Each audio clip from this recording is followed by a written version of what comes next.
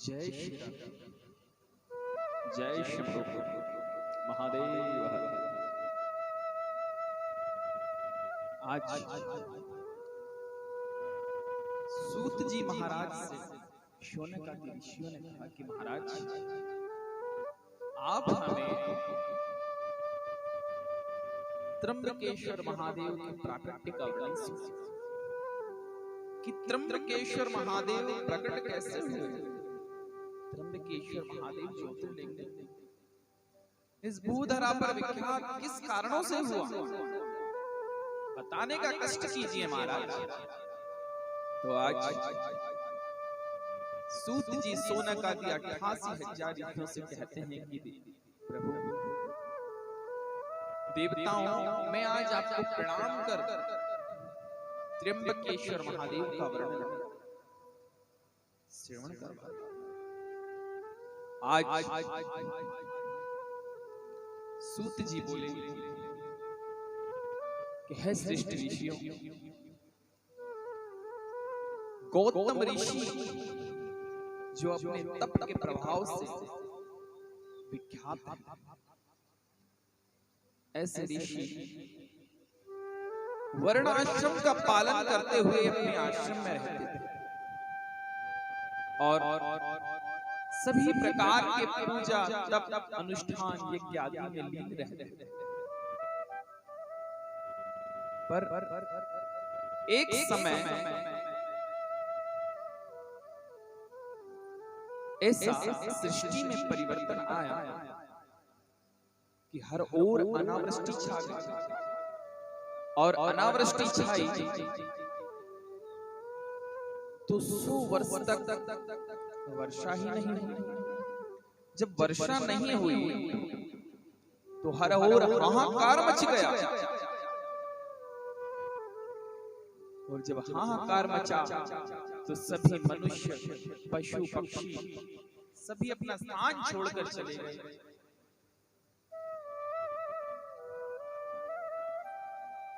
और जब अपना स्थान छोड़कर गए और गौतम ऋषि ने जब देखा कि ये कैसा हाहाकार मचा हुआ, कई मनुष्य उनके पास आए, प्रणाम किया, महाराज त्राहि माम रक्षा कीजिए। जब इस प्रकार से कहा तो गौतम मुनि ने तप करना प्रारंभ किया और 6 माह तक वरुण देव का तप किया, वरुण देव की आराधना की। जब वरुण देव की आराधना की तो उस तप के प्रभाव से 6 वर्ष के बाद वरुण देव प्रकट हुए। और जब वरुण देव प्रकट हुए तो वरुण देव ने प्रकट होकर पूछा, वर मांगो। जब वर मांगने को कहा तो उन्होंने कहा कि आप हमें जल प्रदान कीजिए। तो वरुण देव ने कहा कि भगवान भोलेनाथ की आज्ञा के बिना मैं आपको कुछ प्रदान नहीं कर सकता, लेकिन इतना कर सकता हूं कि आप एक गड्ढा खोदिए और आप उस गड्ढे को खोदिए। जब इस प्रकार से कहा तो गौतम मुनि ने वहां पर एक गड्ढा खोद दिया। वरुण देव ने जल से अपनी दिव्य शक्तियों से उस गड्ढे को भर दिया और जब उस गड्ढे को भरा और गड्ढे को भर कर कहा कि इसका जल सदा के लिए ऐसा रहेगा कि चाहे इससे कितना भी जल आप ले लीजिएगा पर इसमें कभी जल की कमी ना आएगी।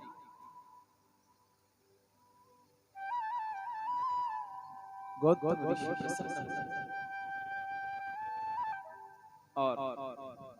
प्रसन्न होकर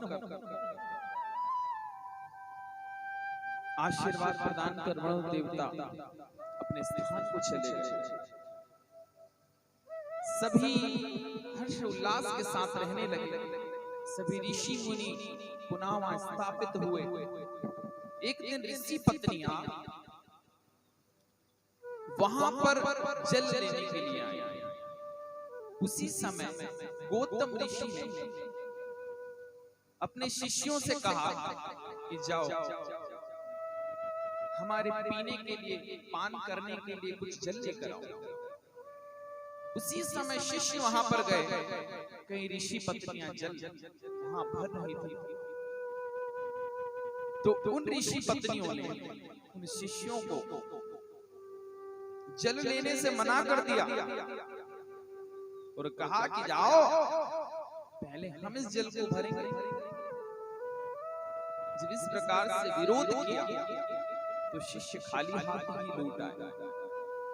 लौट कर यही बात गौतम मुनि से कही और उन पत्नियों ने जाकर, ऋषि पत्नियों ने जाकर वही बात अपने पति ऋषियों से कही।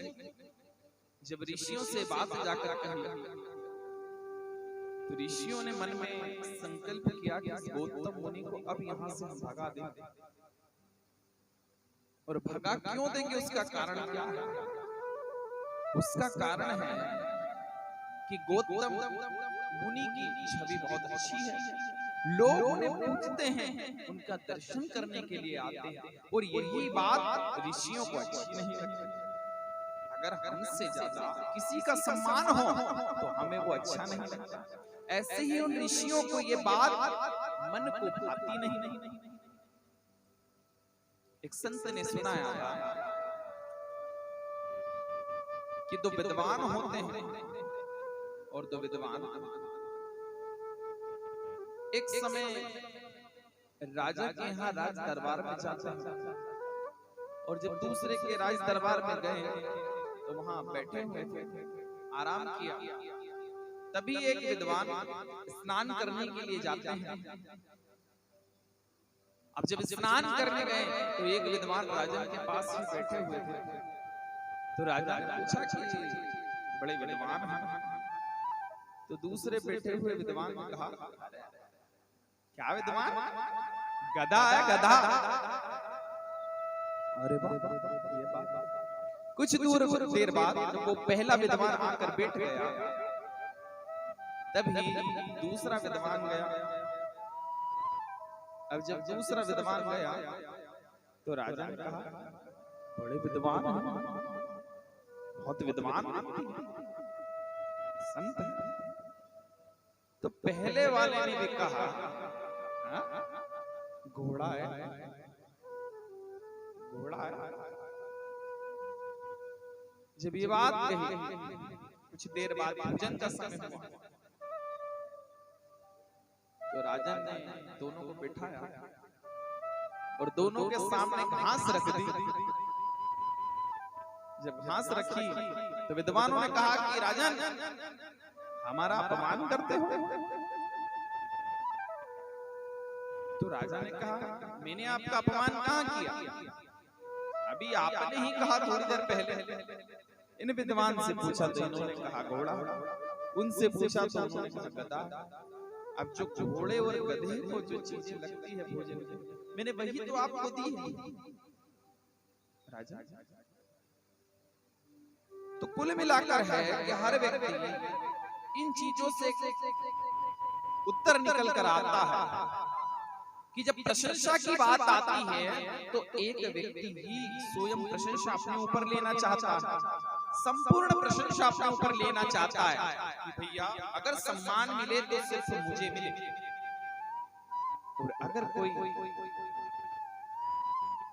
बुराई वाली बात हो, अपयश वाली बात हो, और अगर वो अकेले पर घटे और चार लोग दूर से देखते रहे हों, तो वो अपयश वाला व्यक्ति भी यूं ही कहेगा, वो भी तो थे, वो भी मेरे साथ खड़े हुए, उनको भी बोला। कुल मिलाकर है कि यश मनुष्य अकेला लेना चाहता है और अपयश सभी के साथ लेना चाहता है। तो इसीलिए ऋषियों के मन में घृणा हो गई कि गौतम मुनि को अब यहां से भगा देना चाहिए। अब भगाने के लिए क्या किया जाए? उन्होंने गणेश जी की उपासना प्रारंभ की। और गणेश जी की उपासना प्रारंभ करते करते करते करते आज गणेश जी प्रकट हो गए और गणेश जी ने कहा वर मांगो। कहा महाराज एक ही निवेदन है और आप उस निवेदन को पूरा कर दीजिए, इसीलिए आपकी उपासना की। कहा भैया मांगो। कहा कि महाराज ये जो गौतम मुनि इसके जीवन में अपयशों का भंडार भर दो, इसके साथ दुख दरिद्रता लगा दो। महादेव जी के पुत्र गणेश जी महाराज ने बड़ी दिव्य बात कि देखो महाराज ऋषियों, आपने सबने जो बात कही है आप बहुत गलत कर रहे हैं। उसका कारण क्या है कि जो गौतम मुनि है प्रबल है, तप के प्रभाव से सर्वशक्तिमान है, परम महात्मा है। हम जैसे देवता भी उनका दर्शन पाकर धन्य हो जाते हैं। ऐसे ऋषि मुनियों पर आप अपयश का दाग लगाना चाहते हैं। जब ये बात कही तो ऋषियों ने कहा महाराज आप तो इसके जीवन में अपयश डाल दीजिए, हम और कुछ नहीं चाहते।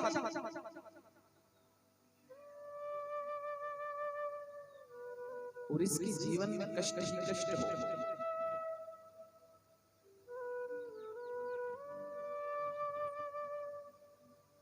और आप इसे इस स्थान से बाहर निकाल दीजिए। जब ये बात तो गणेश जी ने कहा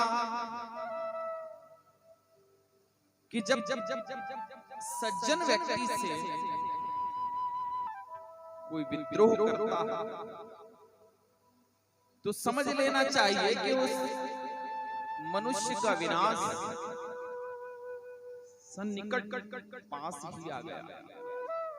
ऐसा ही गणेश जी ने मन में विचार किया कि इनका विनाश निश्चित है, क्योंकि एक सज्जन मनुष्य और सज्जन मनुष्य से नहीं परम प्रतापी सज्जन ऋषि के साथ द्वेष कर रहे हैं। जब ये प्रश्न मन में उठा तो गणेश जी ने कहा तथास्तु, अंतर ध्यान हो गए और अंतर ध्यान होकर अपने स्थान से चले गए। एक दिन गौतम मुनि, अब गणेश जी को तो भक्तों की इच्छा पूरी करनी पड़ेगी, क्योंकि भक्तों ने तो तप किया। एक दिन गौतम मुनि जंगल में गायों को चरा रहे थे। उसी समय गणेश जी महाराज एक दुर्बल गाय का रूप, गो का रूप धारण करके उसी जंगल में आए। और जब जंगल में आए तो महाराज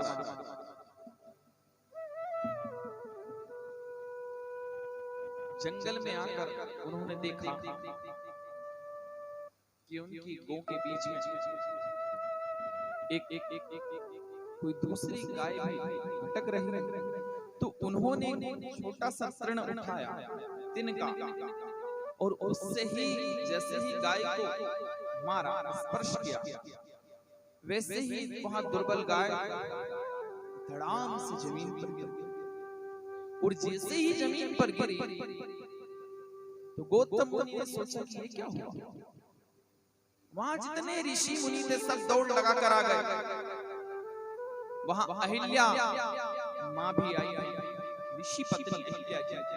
उन्होंने देखा कि स्वामी क्या हुआ। कहा कि मैंने तो तृण उठाया, स्पर्श किया, ये गाय छट से जमीन पर गिर गई। देखा कि ये गाय के तो प्राण पखेरु उड़ गए। सभी ऋषि आए हैं, कहने लगे गौतम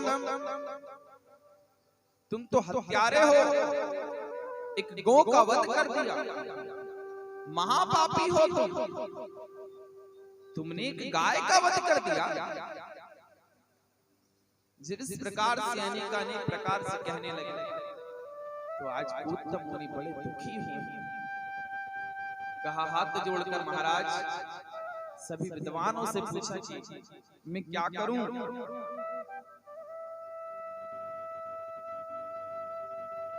हाथ जोड़कर पूछा कि मैं क्या करूं जिससे मेरा ये पाप छूट जाए। जब ये पाप छूटने की बात कही, तो सभी ऋषियों ने अपना अपना मत दिया। जहाँ विद्वान ज्यादा होते हैं वहां ज्यादा मत होते हैं, जहाँ विद्वानों की संख्या अधिक हो वहां प्रश्न से ज्यादा उत्तर प्राप्त हो जाते हैं, ऐसा मत है। तो कहा महाराज, सभी पहले तो गौतम मुनि को पत्थरों से मारने लगे, अनेक प्रकार से प्रताड़ित करने लगे, कहने लगे कि तुम इस गांव से निकल जाओ। पहला काम, तुम इस गांव से निकल जाओ और यहां से जाकर एक कोस की दूरी पर पहले घर बनाओ। अगर हमारे बीच रहोगे तो देवता ना हमारा सुहा और ना पितृ हमारे स्वधा का भाग श्रवण करेंगे। अगर हम स्वाहाकार भी करेंगे तो देवता भाग नहीं लेंगे, स्वधाकार भी करेंगे तो पितृ भाग नहीं लेंगे। तुम पहले यहां से जाओ। अगर हमारे पीछे गो हत्यारा रहेगा तो हमारे तो सारे पुण्यकारी क्षीण हो जाएंगे। जब इस प्रकार कहने लगे तो आज पुनः गौतम मुनि ने हाथ जोड़कर कहा कि इसके निवारण का कोई उपाय बताइए महाराज। तो कहा महाराज, तुम संपूर्ण पृथ्वी की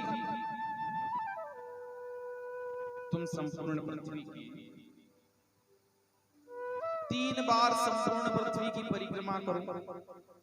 1 मास तक निराहार रहकर, 1 महीने तक निराहार रहकर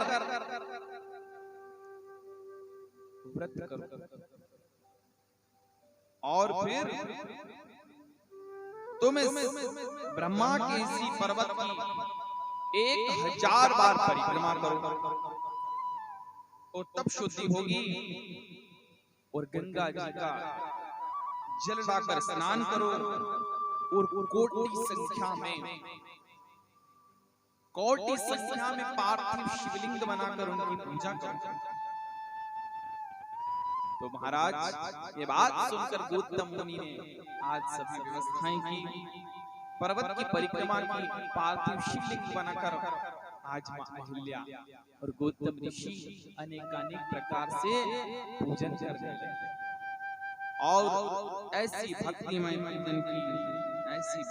पूजन की कि उनके पूजन के प्रभाव से भगवान शंकर स्वयं अपने सभी गणों को लेकर पार्वती सहित वहीं प्रकट हो और प्रकट होकर आशीर्वाद दिया कि गौतम वर मांगो। और तुम इतने दुखी क्यों होते हो?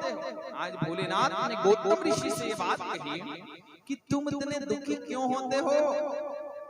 पापी तुम नहीं हो, ये जितने भी ऋषि हैं ये पापी हैं, तुम पापी नहीं हो। इन्होंने तो ये पाप सिर्फ तुम्हारे ऊपर डाला। ये बात कही तो आज गौतम ऋषि ने हाथ जोड़कर कहा महाराज कि उन्होंने मेरे ऊपर बहुत बड़ा एहसान किया है। एहसान क्यों? क्योंकि मुझे आपके दर्शन प्राप्त हुए और धन्य है वो पाप जिसके कारण मुझे सांब सदाशिव भगवान भोलेनाथ शिव शक्ति स्वरूप मेरे महादेव के दर्शन हो गए। ऐसा कहकर गौतम मुनि ने अनेक प्रकार से आज भोलेनाथ की प्रार्थना। भोलेनाथ ने कहा कि वर मांगो। तो आज गौतम ऋषि ने कहा महादेव सर्वप्रथम तो आप मुझे गंगा प्रदान कीजिए जिससे मैं पवित्र हो सकूं। जब ये बात कही तो आज भोलेनाथ ने अपनी जटाओं से गंगा को निकाला है और गंगा निकालकर पृथ्वी पर छोड़ने लगे। तो गंगा जी ने कहा, महादेव एक बात सुन लीजिए, मैं इन्हें पवित्र करने के पश्चात आपके साथ ही पुनः कैलाश पर चलूंगी। तभी भोलेनाथ ने कहा, देवी आपको यहीं पर रहना होगा जब तक ये कलयुग समाप्त नहीं होता, तब तक आपको यहीं पर रहना होगा। जब ये बात कही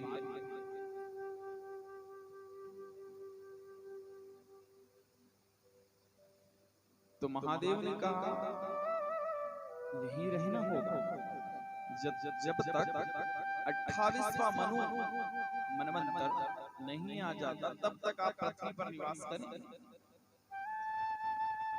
तो गंगा ने स्वीकार किया, महाराज मैं तो यहाँ रहूंगी, पर एक वचन आपको भी देना होगा कि जब तक मैं यहाँ रहूंगी तब तक आप भी मेरे साथ इस भूलोक पर, इस धराधाम पर रहें। आज भोलेनाथ ने कहा, गंगे जैसा तुम कहती हो वैसा ही हो। इस प्रकार से कहकर आज भोलेनाथ ने अनेकानेक प्रकार से वरदान दिया। भोलेनाथ आज वही शिवलिंग के रूप में विराजमान हो। और एक समय सभी ऋषि जब स्नान करने के लिए वहां आए तो गंगा अंतर्धान हो गई। जब गंगा अंतर्धान हुई तो गौतम ऋषि ने हाथ जोड़कर प्रणाम किया कि देवी आप अंतर्ध्यान क्यों हो गई? कहा, महाराज ये जितने भी ऋषि हैं ये महापापी, ये मन में हमेशा दूसरों के लिए घृणा रखते हैं और ऐसे दुराचारियों के लिए, द्रुत पाखंडियों के लिए मैं थोड़ी बनी, इन्हें मैं पवित्र नहीं करूंगी और ना मेरा स्पर्श इन्हें करने दूंगी। गौतम मुनि ने कहा, देवी आपसे मैं निवेदन करता हूं कि आप तो जगत के कल्याण के लिए आई हैं और आपकी नजरों में कौन धर्मात्मा है और कौन पाखंडी है देवी। आप तो भगवान शिव की अति प्रिया हो, आप तो जगत की माता हो, सभी का कल्याण करना आपका कार्य है मां जगदम्बा। आप प्रसन्न हो और प्रकट हो। जब ऐसा बार बार कहा तो महाराज आज गंगा पुनः प्रकट हुई और सभी को स्नान कराया है और सभी ने स्नान कर अपने आप को बड़ा धन्य किया और अपने आप को धन्य कर सभी ने गौतम मुनि की महिमा का वर्णन और गान किया। ऐसे ही जहां भगवान भोलेनाथ गौतम मुनि के कहने पर पधारे, उस स्थान का नाम हुआ त्र्यंबक, शिवलिंग का नाम हुआ त्र्यंबक। और जन कल्याण हेतु भगवान भोलेनाथ गौतम मुनि के कहने पर वहां पधारे। ऐसा ज्योतिर्लिंग हुआ त्र्यंबकेश्वर महादेव। त्र्यंबकेश्वर महादेव